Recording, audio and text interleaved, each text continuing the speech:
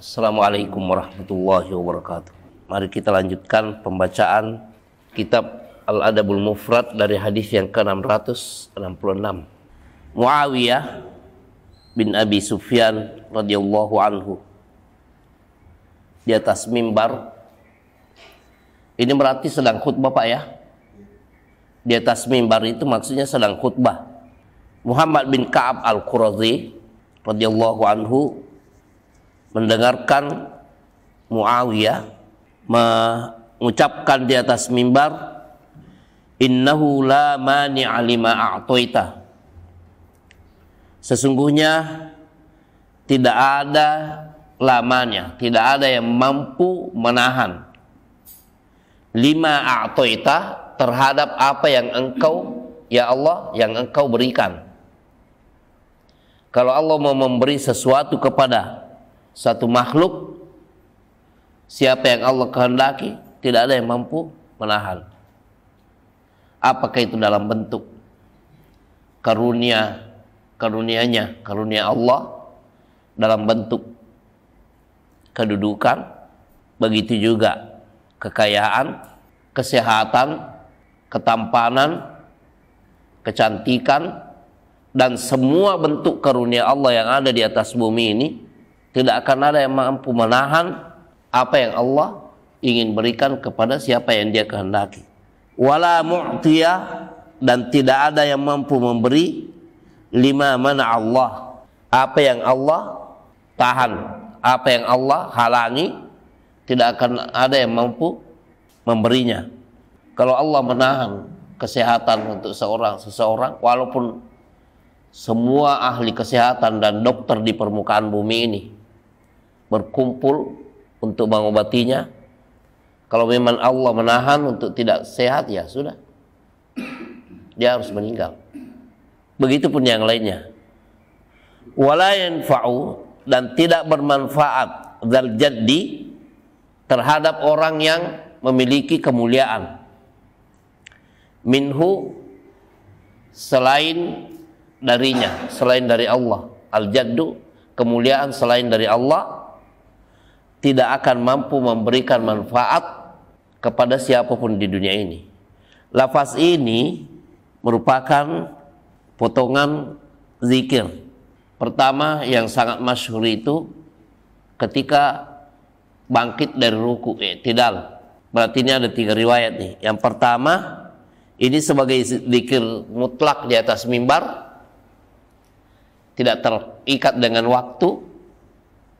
Begitu juga ketika sedang i'tidal, sami Allahu liman hamidah, Allahumma rabbana walakal hamdu mil'as samawati wa mil'al ard wa mil'a ma bainahuma wa mil'a ma syi'ta min syai'in ba'du. Boleh ditambahkan juga ahlas tsana'i wal majd, Allah pemilik segala bentuk pujaan dan kemuliaan. La mani'a lima a'taita wa la mu'tiya lima mana'ta wa la yanfa'u dzal jaddi minkal jaddu. Itu sah dari Nabi SAW, tambahan itu kalau sedang i'tidal, sami Allahu liman hamidah. Dan yang ketiga setelah salam dari salat wajib, Assalamualaikum warahmatullah, Assalamualaikum warahmatullah, Astagfirullah, astagfirullah, astagfirullah, Allahumma antas salam wa minkas salam, tabarakta ya dzal jalali wal ikram. Lalu berbalik bagi imamnya, tapi kita ya tetap biasa, Allahumma la mani'a lima a'taita wa la mu'tiya lima mana'ta wa la yanfa'u dzal jaddi minkal jadd. Di antaranya. Jadi zikir dengan lafaz yang mirip teriwayatkan dari Rasulullah SAW pada 3 posisi: di atas mimbar, ketika i'tidal, dan juga ketika selesai salam. Potongan yang kedua, wa may yuridillahu bihi khairan yufaqqihhu fid din. Wa man yurid, siapa yang dikehendaki oleh Allah bihi terhadap dirinya khairan, kebaikan. Maksudnya jika Allah menginginkan kebaikan kepada siapapun atau kepada orang tertentu, yufaqihu, pasti Allah memberikan kepadanya pemahaman fid dini, pada agama ini, kebaikan. Nah, inilah pentingnya ilmu yang digandingkan dengan amal. Tapi amal tanpa ilmu bagaimana, Pak? May yuridillahu bihi khairan yufaqihu fid din. Siapa yang Allah kehendaki untuknya kebaikan, maka pasti Allah memberinya pemahaman terhadap agama. Ini diartikan bukan berarti hanya ulama ya. Semua personil umat Nabi Muhammad sallallahu alaihi wasallam secara umum mendapatkan kemuliaan di sini. Karena apabila dia mendapatkan keilmuan walaupun hanya satu titik lalu dia amalkan, dia mendapatkan kebaikan. Dan ini mencakup dunia akhirat. Coba kalau seseorang petani mendengarkan kajian, antum tahu petani kan tidak bisa pegang buku seperti antum. Kalau cangkul dia ikut mendengarkan khutbah Jumat, lalu dia dengarkan khatib mengatakan, barang siapa yang mengucapkan dalam sehari la ilaha illallah wahdahu la syarikalah lahul mulku wa lahul hamdu wa huwa ala kulli syai'in qadir, dia akan begini. Apa ini keutamaannya, Pak? Dia mendapatkan perlindungan dari Allah terhadap segala bentuk keburukan syaitan, itu penjagaan itu sampai pada waktu malam. Artinya setan baik yang menyendiri atau yang diutus oleh tukang sihir tidak bisa berbuat apa-apa terhadap dia. Lalu sang petani, ya walaupun terkadang mungkin sambil gini-gini, dia tekun menjadikan ini sebagai lafaz doa paginya. Satu-satunya yang dia pernah dengar begitu. Padahal masih banyak kan?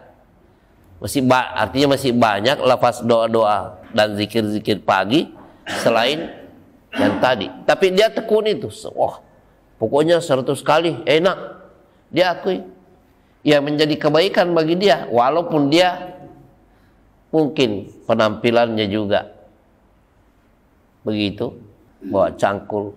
Tidak bisa pegang buku. Duhur enak tuh.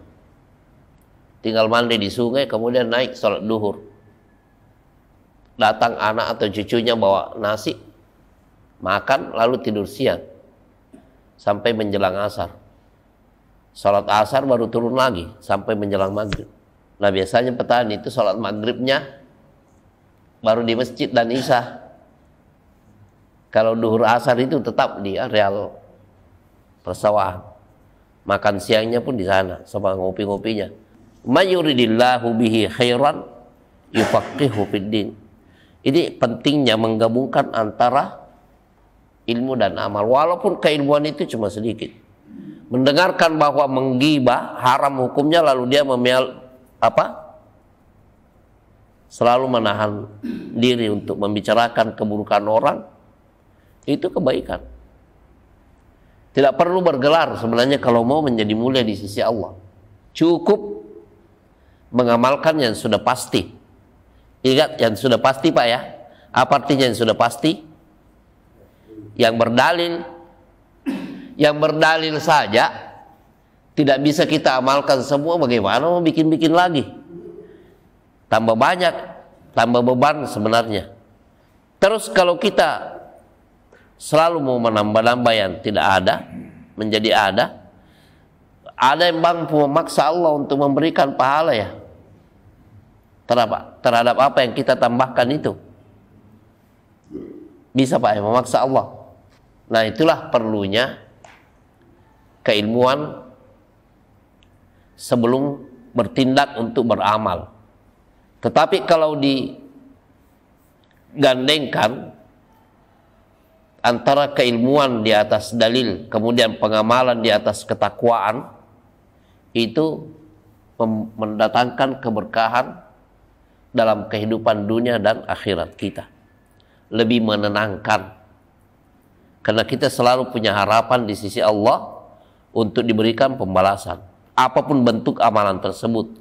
Mau itu di bidang akidah, mau itu di bidang ibadah, mau itu di bidang muamalat, atau dalam hal akad antar manusia, semuanya kalau dijalankan di atas keilmuan yang sudah pasti dalilnya, lalu kita bertakwa kepada Allah di dalam menjalankannya, bukan ceroboh berdasarkan hawa nafsu. Karena terkadang kalau sesuatu berdalil itu tapi dicampuri oleh hawa nafsu, itu juga akan berakhir atau berujung dengan permasalahan, baik di dunia maupun di akhirat.